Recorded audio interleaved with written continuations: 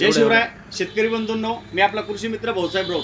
आपल्याला सेंद्रिय खत जे आपण शेतामध्ये टाकतो, शेणखत असेल किंवा शेतातील पाला पाचोळा काडी कचरा असेल, तर जे आपण शेतामध्ये टाकतो, टाकल्यानंतर शेतकऱ्यांची सद्यस्थितीला एक भावना झालेली आहे की आम्ही शेणखत टाकलं किंवा आम्ही सेंद्रिय घटक टाकल्यामुळे आमच्या अद्रकीला, मिरचीला, कोणत्याही पिकाला सड जास्त लागली किंवा उन्नीचा प्रादुर्भाव वाढला। तर मुळात शेतकरी बंधूंनो, आपण ज्यावेळेस शेणखत टाकतो तर आपण कुजलेलं टाकतो की सडलेलं टाकतो, आपल्या हेच लक्षात येत नाही। कारण की जेव्हा आपण शेतातील शेणखत हे ज्याची गंजी मारतो, तर जे जमिनीवरती असेल तर ते कुजलेलं असतं, आणि जे जमिनी अंतर्गत असेल त्याच्यामध्ये आपण पाणी सोडतो तर ते अक्षरशः सडलेलं असतं। सडलेल्या शेणखतातून आपल्याला एकदम दुर्गंधी येते, त्याचा उग्र वास येतो आणि त्याच्यामधून खूप प्रमाणात उष्णता सुद्धा बाहेर येते। आणि जे कुजलेलं असेल तर ते एकदम बारीक झालेलं असतं, त्याच्यामधून एकदम सुगंध वास येतो। तर याच्यावरून तुम्ही शेणखत कुजलेलं आहे की सडलेलं आहे याचं परीक्षण करू शकता।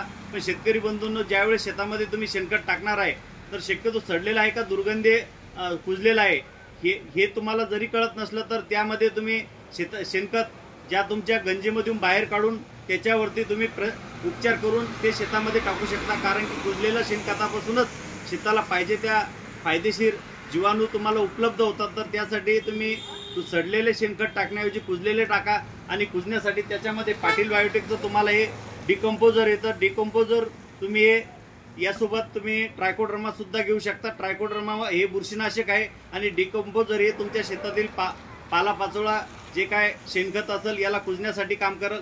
दोन्हीचं मिश्रण 500 लिटर पाण्यामध्ये करा, त्याच्यामध्ये गूळ टाका आणि त्या तुमच्या शेणाच्या गंजीवरती किंवा काडी कचरा असेल त्याच्यावरती ते मिश्रण त्याला ओलं करून ठेवा।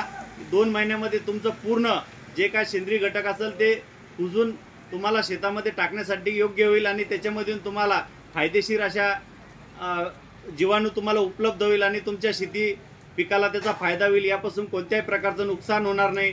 जे तुम्ही सडलेले शेणखत टाकल्यानंतर आपली भावना होती की आपल्या पिकाला उन्नी किंवा बुरशीजन्य रोगाचा प्रादुर्भाव जास्त वाढतो, तर त्यासाठी शेतकरी बंधूंनी आताच हा उपचार करावा। पाटील बायोटेकचं डिकम्पोजर आणि ट्रायकोडर्मा दोघांचं मिश्रण करून त्या शेणखतावरती फवारा किंवा त्याच्यावरती त्याचं पाणी तुम्ही तुमच्या पद्धतीनं त्याच्यावरती 500 लिटर पाण्यामध्ये मिश्रण करून टाका।